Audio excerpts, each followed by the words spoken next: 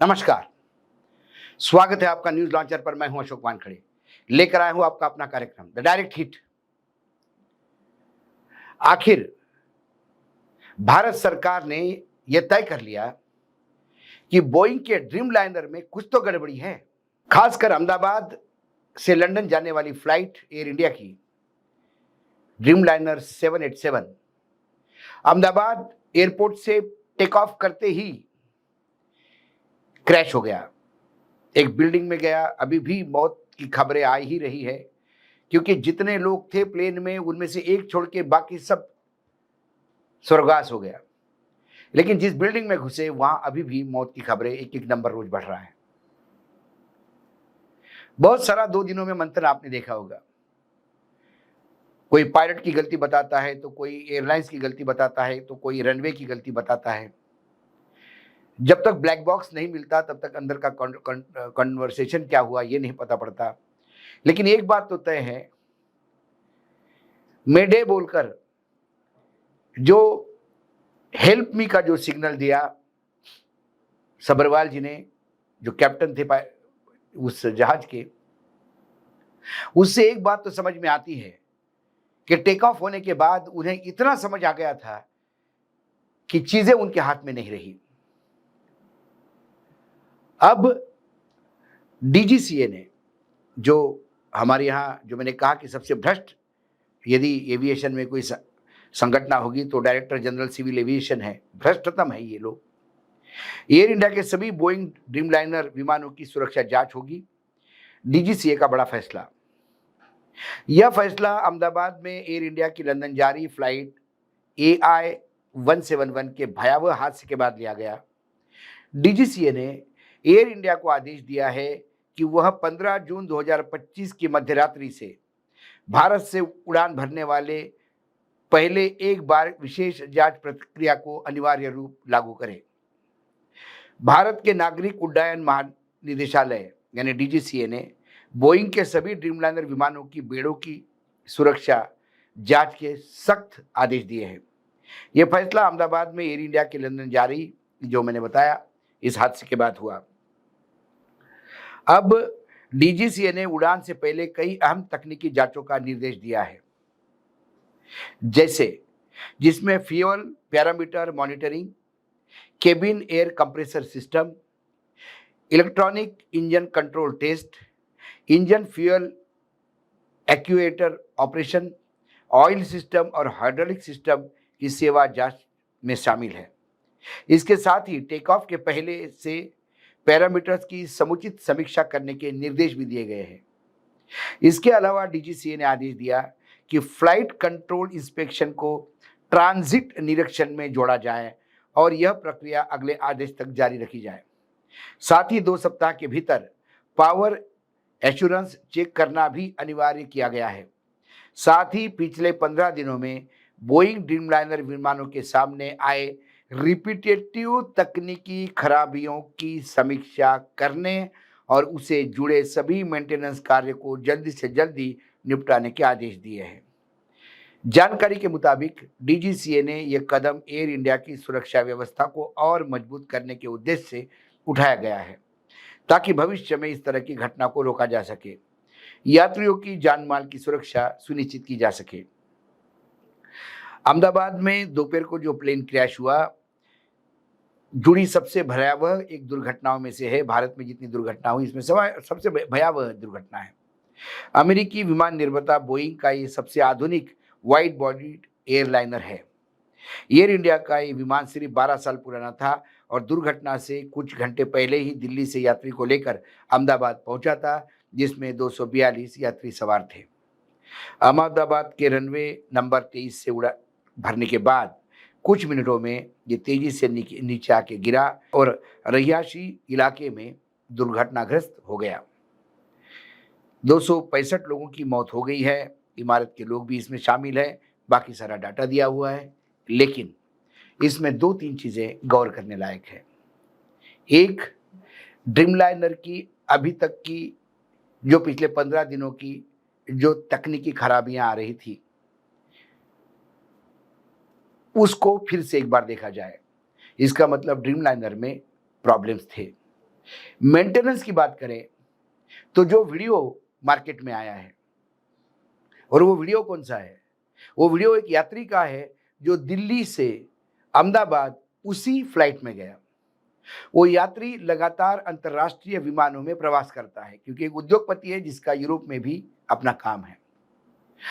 उसने अपने वीडियो में बताया कि ये इंटरनेशनल फ्लाइट है, लेकिन इस इंटरनेशनल फ्लाइट में कितना मिसमैनेजमेंट है, ना कोई रिमोट चलता है, ना कोई एसी चल रहा है, लोग पंखे वो जो अंदर मैगज़ीन रखी रहती है, उस मैगज़ीन से और जो सुरक्षा जाँच पत्र रखा रहता है, उससे लोग हवा ले रहे हैं। ये वीडियो उन्होंने पोस्ट किया और टैग किया एयर इंडिया को। उसने कहा कि इतना मिसमैनेजमेंट हमने देखा नहीं। उसने कहा कि इसका सारा वेदर क्लियर होने के बाद भी जिस हिसाब से ये झटके मारते हुए विमान लैंड हुआ है, उससे भी मुझे चिंता हो रही है। ये अनयूजुअल है। कई जगह चलते समय भी जिस हिसाब से ये टर्बुलेंस दे रहा था, उस हिसाब से मुझे लगता है अनयूजुअल है। क्या मेंटेनेंस की कमी थी? यदि मेंटेनेंस की कमी नहीं थी तो जो विमान लंदन जा रहा है, लंबी दूरी पे जा रहा है, उसके एसी भी काम नहीं कर रहे हैं, तो फिर वो क्लियरेंस कैसा दिया? सवाल ये है। डीजीसीए के पास लगातार कंप्लेंट्स आती है। क्या डीजीसीए ये बताएगा कि कितनी कंप्लेंट महीने में उनके पास आती है, कितनों का निराकरण होता है और कितनी कंप्लेंट करने वालों को डीजीसीए बाद में बोलता है? हर टाइम पे जब आप फ्लाइट में जाते हैं तो फ्लाइट में एयर होस्टेस कहती है कि डीजीसीए का पोर्टल है, आपको कोई भी डीजीसीए की कोई भी कंप्लेंट होगी तो उनसे करिएगा। लेकिन ये वैसा ही है जैसा सिगरेट के ऊपर एक चेतावनी लिखी होती है कि ये स्वास्थ्य के लिए हानिकारक है, लोग उसके बावजूद भी सिगरेट लेते हैं। वैसा ही डीजीसीए का जो नाम है ऐसा ही रह गया है। सिर्फ लोग कंप्लेंट करें, कुछ नहीं होता। खुद एयरलाइंस भी कहती है कि हमारी सर्विसेज कैसी है, या हमको बताइए। जब एयरलाइंस पे भी कंप्लेंट करते हैं तो एयरलाइंस भी उसका कुछ नहीं देता। अब सवाल ये है कि जो जांच आज करने के लिए बोल रहे हैं, क्या ये पहले होनी नहीं चाहिए थी? क्या हमारे देश में हिंदी फिल्मों जैसा सब कुछ निपटने के बाद जैसी पुलिस आती है, वैसा ही सब हादसे होने के बाद फिर सरकार चेतती है? क्या ड्रीमलाइनर प्रॉब्लम में थे? क्या विश्व स्तर पे ड्रीमलाइनर को कंप्लेंट थी? क्या विश्व में मात्र 40% एविएशन में शेयर होने वाले बोइंग के एक्सीडेंट 60% एयरबस से भी ज्यादा है? क्या ये आंकड़े डीजीसीए के पास नहीं थे? और यदि ये आंकड़े थे तो फिर हमारी सरकार ने, डीजीसीए ने ड्रीमलाइनर को भगवान भरोसे क्यों छोड़ा था? सवाल ये है कि अभी आने वाले हादसे टाले जाएंगे, लेकिन जो हादसा हुआ इसकी जवाबदेही किसके ऊपर? क्या इसकी जवाबदेही बोइंग के ऊपर? क्या इसकी जवाबदेही एयर इंडिया के ऊपर? या इसकी जवाबदेही उन लोगों ने ये ड्रीमलाइनर नहीं चाहते हुए भी खरीदा उस प्रफुल्ल पटेल एंड ग्रुप के ऊपर?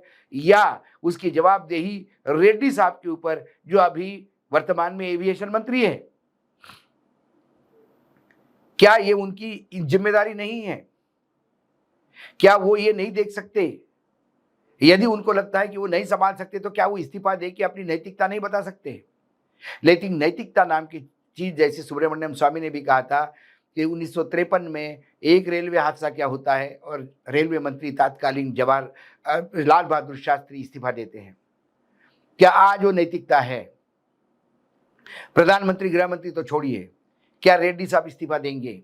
इतना बड़ा हादसा होने के बाद, सिर्फ लाठी पीट रहे सांप जाने के बाद।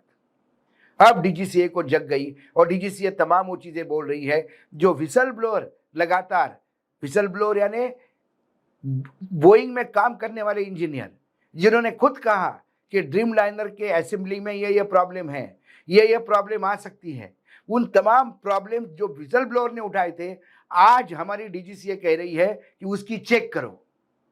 तो इसके पहले डीजीसीए क्या सोई हुई थी? डीजीसीए का काम क्या है? डीजीसीए में क्या अधिकारियों पे एक्शन होगा? क्या रेड्डी साहब इस्तीफा देंगे? क्या इतनी भारी तादाद में 260 से ऊपर ज्यादा लोग मर गए हैं, क्या यह आंकड़ा हो सकता है 300 तक चला जाए? क्या इनकी जवाबदेही किसी पे होगी? मात्र 1 करोड़ रुपए किसी मरने वालों को देकर आप इतिश्री नहीं कर सकते। टाटा ग्रुप अपने आप को इसमें से पाक साफ नहीं निकाल सकता। क्या एयरलाइंस का ये काम नहीं है कि यदि ड्रीमलाइनर्स में इतनी कंप्लेंट है तो कम से कम यदि उड़ा रहे हो तो वो तो कंप्लेंट जो लगातार आज डीजीसीए जो कह रहा है कि ये चेक करो, क्या ये पहले चेक नहीं हो सकता था? सवाल ये है, क्या हम ये चेक करने, उन्होंने लिखा कि अगले आदेश तक। क्यों अगले आदेश तक? ड्रीमलाइनर या बोइंग की यदि प्रॉब्लम है तो ये लगातार चेक होने चाहिए। 15 दिन, 1 महीने की चेकिंग के बाद फिर दूसरे हादसे का हम इंतजार करेंगे, फिर दूसरे हादसों में जब सैकड़ों के तादाद में लोग मारे जाएंगे, फिर लोग कहेंगे कि नहीं अब फिर से एक बार चेकिंग होगी। शुद्ध रूप से नौटंकी लगी है, क्योंकि बहुत ज्यादा क्रिटिसाइज हो गया है, सर पे बहुत बात आ गई है, तो फिर अब आने वाले समय में हम चेक करेंगे। डीजीसीए का यह ऑर्डर सिर्फ लिपापोती है, ये गिल्ट फील है और कुछ नहीं। डीजीसीए का ऑर्डर खुद को हिट कर रही है, वो खुद ही बता रहे हैं कि वो रिस्पॉन्सिबल नहीं थे, अब नींद से जागे हैं, अब तक भांग खा के सोए थे। और हमारे मंत्री जी रील बना रहे हैं म्यूजिक लगाकर। एक रील मंत्री, रेल मंत्री हमने देखा था, अब एक एविएशन मंत्री भी रील मंत्री बने। मोदी सरकार में जो छपास और दिखास का रोग लगा है, ये रोग इस भारतवर्ष को कहां लेके जाएगा पता नहीं। मोदी जी भी जब देखने गए तो अपने फोटो इतने एंगल से खींचे मानो किसी फिल्म की शूटिंग हो। एक उनका फोटो है कि जो नीचे से खींचा गया, उस फोटोग्राफर ने जमीन पे लेट के खींचा होगा, क्योंकि आप किसी के हादसे में जहां लोग मर गए वहां भी फोटो अपॉर्चुनिटी के लिए मरे जाते हैं। यह दुर्भाग्य है देश का हमारे, कि हमारे नेता इतने छिछोरेपन पे उतरते हैं। आज डायरेक्ट हिट में इतना ही, कल फिर आता हूं किसी विषय के साथ। तब तक के लिए नमस्कार, देखते रहिएगा न्यूज लॉन्चर।